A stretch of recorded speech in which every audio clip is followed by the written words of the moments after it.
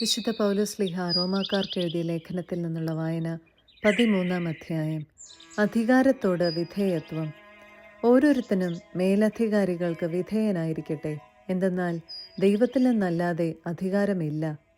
നിലവിലിരിക്കുന്ന അധികാരങ്ങൾ ദൈവത്താൽ സ്ഥാപിതമാണ്. തന്നിമിത്തം അധികാരത്തെ ധിക്കരിക്കുന്നവൻ ദൈവിക സംവിധാനത്തെയാണ് ധിക്കരിക്കുന്നത്. ധിക്കരിക്കുന്നവൻ തങ്ങൾക്ക് തന്നെ ശിക്ഷാവിധി വരുത്തിവെക്കും. സൽപ്രവൃത്തികൾ ചെയ്യുന്നവർക്കല്ല, ദുഷ്പ്രവൃത്തികൾ ചെയ്യുന്നവർക്കാണ് അധികാരികൾ ഭീഷണിയായിരിക്കുന്നത്. നിനക്ക് അധികാരിയെ ഭയപ്പെടാതെ കഴിയണമെന്നുണ്ടോ? എങ്കിൽ നന്മ ചെയ്യുക. നിനക്ക് അവനിൽ നിന്ന് ബഹുമതിയുണ്ടാകും. എന്തെന്നാൽ അവൻ നിന്റെ നന്മയ്ക്കു വേണ്ടി ദൈവത്തിൻ്റെ ശുശ്രൂഷകനാണ്. എന്നാൽ നീ തിന്മ പ്രവർത്തിക്കുന്നുവെങ്കിൽ പേടിക്കണം. അവൻ വാൾ ധരിച്ചിരിക്കുന്നത് വെറുതെയല്ല. തിന്മ ചെയ്യുന്നവനെതിരായി ദൈവത്തിൻ്റെ ക്രോധം നടപ്പാക്കുന്ന ദൈവ ശുശ്രൂഷകനാണവൻ. ആകയാൽ ദൈവത്തിൻ്റെ ക്രോധം ഒഴിവാക്കാൻ വേണ്ടി മാത്രമല്ല, മനസാക്ഷിയെ മാനിച്ചും നിങ്ങൾ വിധേയത്വം പാലിക്കുവിൻ. നിങ്ങൾ നികുതി കൊടുക്കുന്നതും ഇതേ കാരണത്താൽ തന്നെ. എന്തെന്നാൽ അധികാരികൾ ഇക്കാര്യങ്ങളിൽ നിരന്തരം ശ്രദ്ധ വയ്ക്കുന്ന ദൈവ ശുശ്രൂഷകരാണ്. ഓരോരുത്തർക്കും അവകാശപ്പെട്ടിരിക്കുന്നത് കൊടുക്കുവിൻ. നികുതി അവകാശപ്പെട്ടവന് നികുതി, ചുങ്കം അവകാശപ്പെട്ടവന് ചുങ്കം, ആദരമർഹിക്കുന്നവന് ആദരം, ബഹുമാനം നൽകേണ്ടവന് ബഹുമാനം. സഹോദര സ്നേഹം. പരസ്പരം സ്നേഹിക്കുക എന്നതൊഴികെ നിങ്ങൾക്ക് ആരോടും ഒരു കടപ്പാടും ഉണ്ടാകരുത്. എന്തെന്നാൽ അയൽക്കാരനെ സ്നേഹിക്കുന്നവൻ നിയമം പൂർത്തീകരിച്ചു കഴിഞ്ഞു. വ്യഭിചാരം ചെയ്യരുത്, കൊല്ലരുത്, മോഷ്ടിക്കരുത്, മോഹിക്കരുത് എന്നിവയും മറ്റേത് കൽപ്പനയും നിന്നെപ്പോലെ നിന്റെ അയൽക്കാരനെ സ്നേഹിക്കണം എന്ന ഒരു വാക്യത്തിൽ സംഗ്രഹിച്ചിരിക്കുന്നു. സ്നേഹം അയൽക്കാരന് ഒരു ദ്രോഹവും ചെയ്യുന്നില്ല. അതുകൊണ്ട് നിയമത്തിൻ്റെ പൂർത്തീകരണം സ്നേഹമാണ്. പ്രകാശത്തിൻ്റെ ആയുധങ്ങൾ. ഇതെല്ലാം ചെയ്യുന്നത് കാലത്തിൻ്റെ പ്രത്യേകത അറിഞ്ഞുകൊണ്ട് വേണം. നിദ്ര വിട്ട് ഉണരേണ്ട മണിക്കൂറാണല്ലോ ഇത്. എന്തെന്നാൽ ഇപ്പോൾ രക്ഷ നമ്മൾ ആരും പ്രതീക്ഷിച്ചിരുന്നതിനേക്കാൾ കൂടുതൽ അടുത്തെത്തിയിരിക്കുന്നു. രാത്രി കഴിയാറായി, പകൽ സമീപിച്ചിരിക്കുന്നു. ആകയാൽ നമുക്ക് അന്ധകാരത്തിൻ്റെ പ്രവൃത്തികൾ പരിത്യജിച്ച് പ്രകാശത്തിൻ്റെ ആയുധങ്ങൾ ധരിക്കാം. പകലിന് യോജിച്ച വിധം നമുക്ക് പെരുമാറാം. സുഖലോലുപതയിലോ മദ്യലഹരിയിലോ അവിഹിത വേഴ്ചകളിലോ വിഷയാസക്തിയിലോ കലഹങ്ങളിലോ അസൂയയിലോ വ്യാപരിക്കരുത്. പ്രത്യുത കർത്താവായ യേശുക്രിസ്തുവിനെ ധരിക്കുവിൻ. ദുർമോഹങ്ങളിലേക്ക് നയിക്കത്തക്ക വിധം ശരീരത്തെപ്പറ്റി ചിന്തിക്കാതിരിക്കുവിൻ. 14-ാം അധ്യായം. സഹോദരനെ വിധിക്കരുത്. വിശ്വാസത്തിൽ ഉറപ്പില്ലാത്തവനെ സ്വീകരിക്കുവിൻ. അത് അഭിപ്രായ വ്യത്യാസങ്ങളെക്കുറിച്ച് തർക്കിക്കാനാകരുത്. ഒരുവൻ തനിക്ക് എന്തും ഭക്ഷിക്കാമെന്ന് വിശ്വസിക്കുന്നു. ദുർബലനായ മറ്റൊരുവനാകട്ടെ സസ്യം മാത്രം ഭക്ഷിക്കുന്നു. ഭക്ഷിക്കുന്നവൻ ഭക്ഷിക്കാത്തവനെ നിന്ദിക്കരുത്. ഭക്ഷിക്കാത്തവൻ ഭക്ഷിക്കുന്നവനെ വിധിക്കുകയും അരുത്. എന്തെന്നാൽ ദൈവം അവനെ സ്വീകരിച്ചിരിക്കുന്നു. മറ്റൊരാളുടെ സേവകനെ വിധിക്കാൻ നീ ആരാണ്? സ്വന്തം യജമാനന്റെ സന്നിധിയിലാണ് അവൻ നിൽക്കുകയോ വീഴുകയോ ചെയ്യുന്നത്.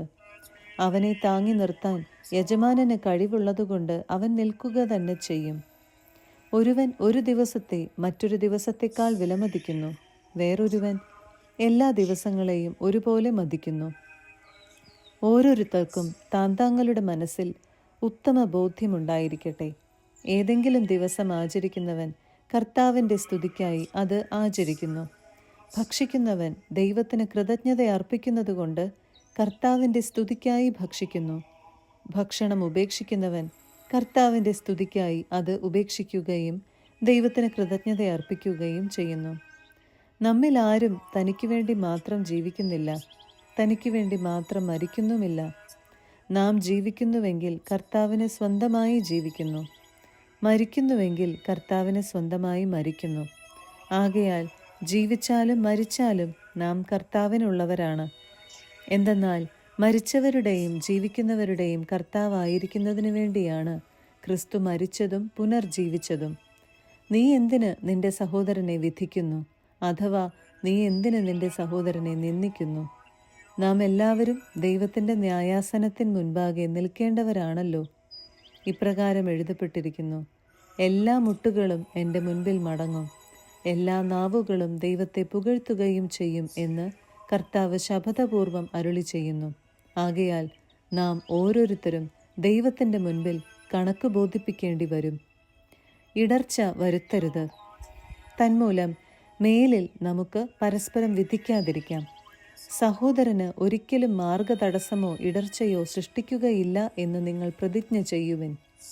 സ്വതേ അശുദ്ധമായി ഒന്നുമില്ലെന്ന് കർത്താവായ യേശുവിലുള്ള വിശ്വാസം വഴി ഞാൻ അറിയുകയും എനിക്ക് ബോധ്യപ്പെടുകയും ചെയ്തിരിക്കുന്നു. എന്നാൽ ഒരു വസ്തു അശുദ്ധമാണെന്ന് കരുതുന്നവന് അത് അശുദ്ധമായിരിക്കും. ഭക്ഷണം നിമിത്തം നിന്റെ സഹോദരൻ്റെ മനസ്സ് വിഷമിക്കുന്നെങ്കിൽ നിന്റെ പെരുമാറ്റം സ്നേഹത്തിന് ചേർന്നതല്ല. ക്രിസ്തു ആർക്കു വേണ്ടി മരിച്ചുവോ അവനെ നിന്റെ ഭക്ഷണം കൊണ്ട് നശിപ്പിക്കരുത്. അതിനാൽ നിങ്ങളുടെ നന്മ തിന്മയായി നിന്ദിക്കപ്പെടാതിരിക്കട്ടെ. കാരണം ദൈവരാജ്യമെന്നാൽ ഭക്ഷണവും പാനീയവുമല്ല, പ്രത്യുത നീതിയും സമാധാനവും പരിശുദ്ധാത്മാവിലുള്ള സന്തോഷവുമാണ്.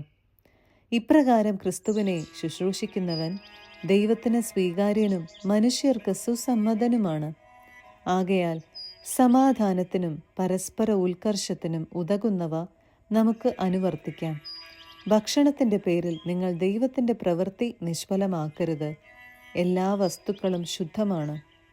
എന്നാൽ അപരന് വീഴ്ചയ്ക്ക് കാരണമാകത്തക്ക വിധം ഭക്ഷിക്കുന്നവന് അത് തിന്മയായി തീരുന്നു. മാംസം ഭക്ഷിക്കാതെയും വീഞ്ഞു കുടിക്കാതെയും നിന്റെ സഹോദരന് പാപകാരണമാകുന്നതൊന്നും ചെയ്യാതെയും ഇരിക്കുന്നത് നല്ലത്. ഇക്കാര്യത്തിലുള്ള നിന്റെ വിശ്വാസം ദൈവസന്നിധിയിൽ പരിരക്ഷിക്കുക. താൻ അംഗീകരിക്കുന്ന കാര്യങ്ങളിൽ മനസാക്ഷി കുറ്റപ്പെടുത്താത്തവൻ ഭാഗ്യവാനാണ്. സംശയത്തോടെ ഭക്ഷിക്കുന്നവൻ ശിക്ഷിക്കപ്പെടും. എന്തെന്നാൽ വിശ്വാസമനുസരിച്ചല്ല അവൻ പ്രവർത്തിക്കുന്നത്. വിശ്വാസത്തിൽ നിന്നല്ലാതെ ഉത്ഭവിക്കുന്നതെന്തും പാപമാണ്. 15-ാം അധ്യായം. സഹോദരരെ പ്രീതിപ്പെടുത്തുക. ബലമുള്ളവരായ നാം ദുർബലരുടെ പോരായ്മകൾ സഹിക്കുകയാണ് വേണ്ടത്, നമ്മെ തന്നെ പ്രീതിപ്പെടുത്തുകയല്ല. നാം ഓരോരുത്തരും അയൽക്കാരൻ്റെ നന്മയെ ഉദ്ദേശിച്ച് അവൻ്റെ ഉത്കർഷത്തിനായി അവനെ പ്രീതിപ്പെടുത്തണം. എന്തെന്നാൽ ക്രിസ്തുവും തന്നെ തന്നെ പ്രീതിപ്പെടുത്തിയില്ല. ഇങ്ങനെ എഴുതപ്പെട്ടിരിക്കുന്നു: അങ്ങയെ അധിക്ഷേപിച്ചവരുടെ അധിക്ഷേപങ്ങൾ എൻ്റെ മേൽ പതിച്ചു. മുൻപ് എഴുതപ്പെട്ടവയെല്ലാം നമ്മുടെ പ്രബോധനത്തിന് വേണ്ടിയാണ്, സ്ഥൈര്യത്താലും വിശുദ്ധ ലിഖിതങ്ങളിൽ നിന്ന് ലഭിക്കുന്ന സമാശ്വാസത്താലും നമുക്ക് പ്രത്യാശയുളവാക്കുവാൻ വേണ്ടി. സ്ഥൈര്യവും സമാശ്വാസവും നൽകുന്ന ദൈവം പരസ്പര ഐക്യത്തിൽ യേശുക്രിസ്തുവിനോട് ചേർന്ന് ജീവിക്കാൻ നിങ്ങളെ അനുഗ്രഹിക്കട്ടെ. അങ്ങനെ നിങ്ങൾ ഒത്തൊരുമിച്ച് ഏകസ്വരത്തിൽ നമ്മുടെ കർത്താവായ യേശുക്രിസ്തുവിൻ്റെ ദൈവവും പിതാവുമായവനെ മഹത്വപ്പെടുത്തുവാൻ ഇടയാകട്ടെ. ഐക്യത്തിന് ആഹ്വാനം. ആകയാൽ ദൈവമഹത്വത്തിനായി ക്രിസ്തു നിങ്ങളെ സ്വീകരിച്ചതുപോലെ നിങ്ങൾ അന്യോന്യം സ്വീകരിക്കുവിൻ. ദൈവത്തിൻ്റെ സത്യനിഷ്ഠ വെളിപ്പെടുത്താൻ വേണ്ടി ക്രിസ്തു പരിച്ഛേദിതർക്ക് ശുശ്രൂഷകനായി എന്ന് ഞാൻ നിങ്ങളോട് പറയുന്നു. അങ്ങനെ പിതാക്കന്മാരോട് ചെയ്ത വാഗ്ദാനം സ്ഥിരീകരിക്കപ്പെട്ടു. കൂടാതെ ദൈവകാരുണ്യത്തെക്കുറിച്ച് വിജാതീയർ അവിടുത്തെ പ്രകീർത്തിക്കുന്നതിനിടയാവുകയും ചെയ്തു. ഇങ്ങനെ എഴുതപ്പെട്ടിരിക്കുന്നു: ആകയാൽ വിജാതീയരുടെ ഇടയിൽ ഞാൻ അങ്ങയെ സ്തുതിക്കും, അങ്ങയുടെ നാമത്തിനു കീർത്തനം പാടും. മാത്രമല്ല, വിജാതീയരെ, നിങ്ങൾ അവിടുത്തെ ജനത്തോടൊത്ത് ആനന്ദിക്കുവിൻ എന്നും പറയപ്പെട്ടിരിക്കുന്നു. സമസ്ത വിജാതീയരെ, കർത്താവിനെ സ്തുതിക്കുവിൻ. സമസ്ത ജനങ്ങളും അവിടുത്തെ സ്തുതിക്കട്ടെ എന്ന് മറ്റൊരിടത്തും പറഞ്ഞിരിക്കുന്നു. ജസ്സയിൽ നിന്ന് ഒരു മുള പൊട്ടിപ്പുറപ്പെടും, വിജാതീയരെ ഭരിക്കാനുള്ളവൻ ഉദയം ചെയ്യും. വിജാതീയർ അവനിൽ പ്രത്യാശ വയ്ക്കും എന്ന് ഏശയ്യായും പറയുന്നു. പ്രത്യാശയുടെ ദൈവം നിങ്ങളുടെ വിശ്വാസത്താൽ സകല സന്തോഷവും സമാധാനവും കൊണ്ട് നിങ്ങളെ നിറയ്ക്കട്ടെ. അങ്ങനെ പരിശുദ്ധാത്മാവിൻ്റെ ശക്തിയാൽ നിങ്ങൾ പ്രത്യാശയിൽ സമൃദ്ധി പ്രാപിക്കുകയും ചെയ്യട്ടെ. പൗലോസിൻ്റെ ശുശ്രൂഷ. സഹോദരരെ, നിങ്ങൾ നന്മയാൽ പൂരിതരും എല്ലാ അറിവും തികഞ്ഞവരും പരസ്പരം ഉപദേശിക്കാൻ കഴിവുള്ളവരുമാണെന്ന കാര്യത്തിൽ എനിക്കൊരു സംശയവുമില്ല. ദൈവം എനിക്ക് നൽകിയ കൃപയാൽ ധൈര്യത്തോടെ ചില കാര്യങ്ങൾ ഓർമ്മിപ്പിക്കാൻ വേണ്ടിയാണ് നിങ്ങൾക്ക് ഞാൻ എഴുതിയത്. ദൈവത്തിൻ്റെ കൃപ എന്നെ വിജാതീയർക്കു വേണ്ടി യേശുക്രിസ്തുവിൻ്റെ ശുശ്രൂഷകനാക്കിയിരിക്കുകയാണല്ലോ.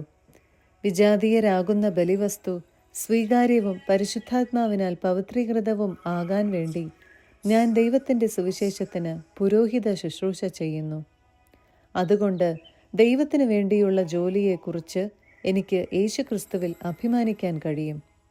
വിജാതീയരുടെ അനുസരണം നേടിയെടുക്കേണ്ടതിന് വാക്കാലും പ്രവൃത്തിയാലും അടയാളങ്ങളുടെയും അത്ഭുതങ്ങളുടെയും ബലത്താലും പരിശുദ്ധാത്മാവിൻ്റെ ശക്തിയാലും ഞാൻ വഴി ക്രിസ്തു പ്രവർത്തിച്ചവ ഒഴികെ ഒന്നിനെക്കുറിച്ചും സംസാരിക്കാൻ ഞാൻ തുനിയുകയില്ല.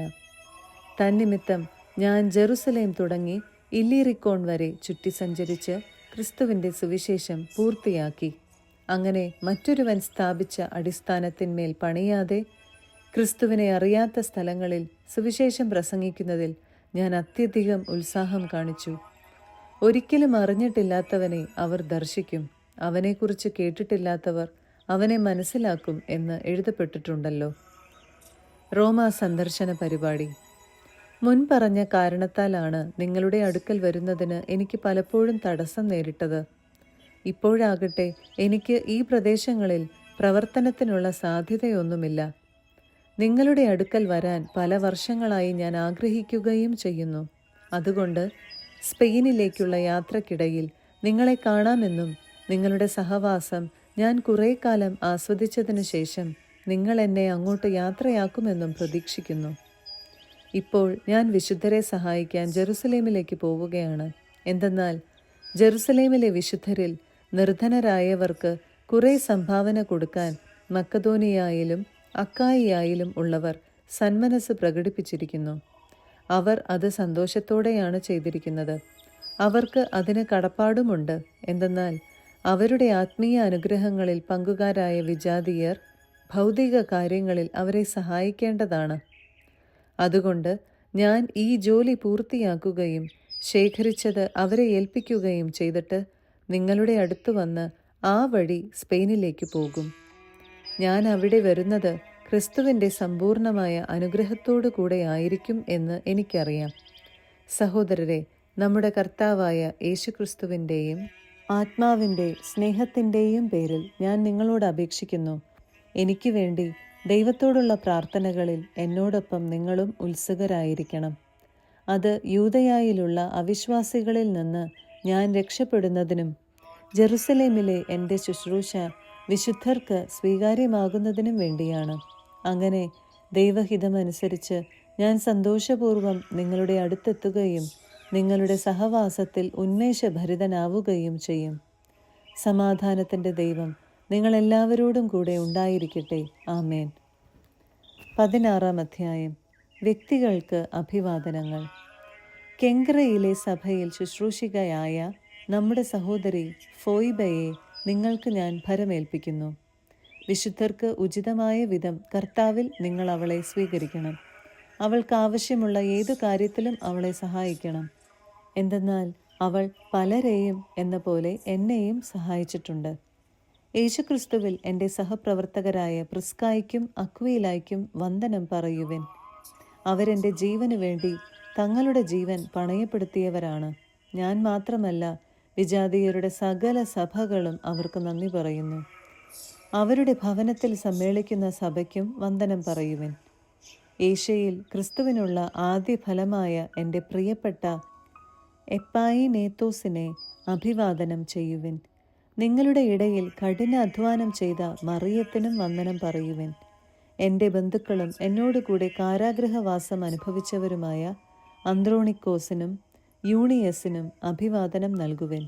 അവർ അപ്പസ്തോല ഗണത്തിലെ പ്രമുഖരും എനിക്കു മുൻപേ ക്രിസ്ത്യാനികളായവരുമാണ്. കർത്താവിൽ എൻ്റെ പ്രിയപ്പെട്ട ആംപ്ലിയാത്തോസിന് ആശംസകൾ അർപ്പിക്കുവിൻ. ക്രിസ്തുവിൽ നമ്മുടെ സഹപ്രവർത്തകനായ ഉർബാനോസിനും എൻ്റെ പ്രിയപ്പെട്ടവനായ സ്താക്കീസിനും വന്ദനമേകുവിൻ. ക്രിസ്തുവിൽ അംഗീകൃതനായ അപ്പല്ലേസിന് അഭിവാദനം നൽകുവിൻ.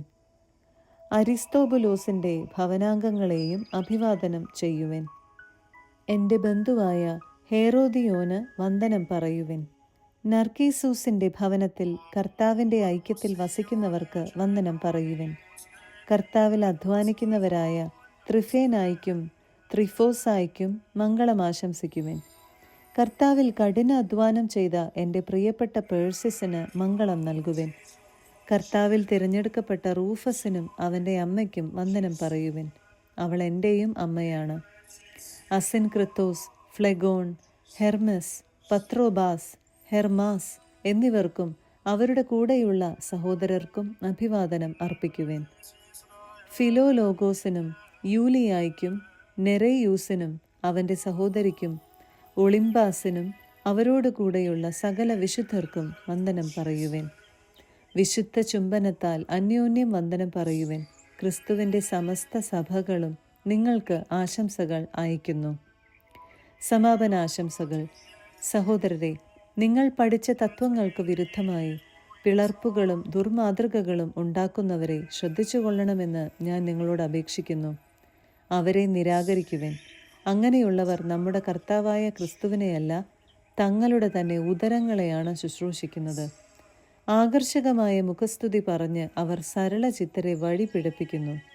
നിങ്ങളുടെ അനുസരണം എല്ലാവർക്കും അറിവുള്ളതാണ്. അതുകൊണ്ട് ഞാൻ നിങ്ങളെക്കുറിച്ച് സന്തോഷിക്കുന്നു. നിങ്ങൾ നല്ല കാര്യങ്ങളിൽ അറിവുള്ളവരും തിന്മയുടെ മാലിന്യമേശാത്തവരുമായിരിക്കണമെന്ന് ഞാൻ ആഗ്രഹിക്കുന്നു. സമാധാനത്തിൻ്റെ ദൈവം ഉടൻ തന്നെ പിശാചിനെ നിങ്ങളുടെ കാൽക്കീഴിലാക്കി തകർത്ത് കളയും. നമ്മുടെ കർത്താവായ യേശുക്രിസ്തുവിൻ്റെ കൃപ നിങ്ങളോടുകൂടെ ഉണ്ടായിരിക്കട്ടെ. എൻ്റെ സഹപ്രവർത്തകനായ തിമോത്തയോസും എൻ്റെ ബന്ധുക്കളായ ലൂസിയൂസും യാസോനും സൊസിപ്പാത്തറും നിങ്ങൾക്ക് വന്ദനം പറയുന്നു. ഈ ലേഖനത്തിൻ്റെ എഴുത്തുകാരനായ ഞാൻ തേർത്തിയോസ് കർത്താവിൻ്റെ നാമത്തിൽ നിങ്ങളെ അഭിവാദനം ചെയ്യുന്നു. എൻ്റെയും സഭ മുഴുവൻ്റെയും ആതിഥേയനായ ഗായിയൂസ് നിങ്ങൾക്ക് വന്ദനം പറയുന്നു. നഗരത്തിലെ ഖജനാവുകാരനായ എറാസ്തൂസും സഹോദരനായ ക്വാർത്തൂസും നിങ്ങൾക്ക് വന്ദനം പറയുന്നു.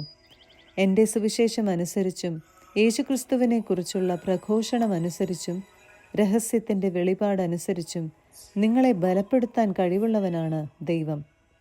യുഗയുഗാന്തരങ്ങളായി നിഗൂഢമായിരുന്ന രഹസ്യം അവിടുന്ന് പ്രവാചകന്മാരുടെ ലിഖിതങ്ങൾ വഴി ഇപ്പോൾ വെളിപ്പെടുത്തി. ഈ രഹസ്യം നിത്യനായ ദൈവത്തിൻ്റെ ആജ്ഞയനുസരിച്ച് വിശ്വാസത്തിൻ്റെ അനുസരണത്തിനായി സകല ജനപദങ്ങൾക്കും അറിയപ്പെട്ടിരിക്കുകയാണ്. സർവജ്ഞനായ ആ ഏക ദൈവത്തിന് യേശുക്രിസ്തു വഴി എന്നേക്കും മഹത്വമുണ്ടായിരിക്കട്ടെ. ആമേൻ.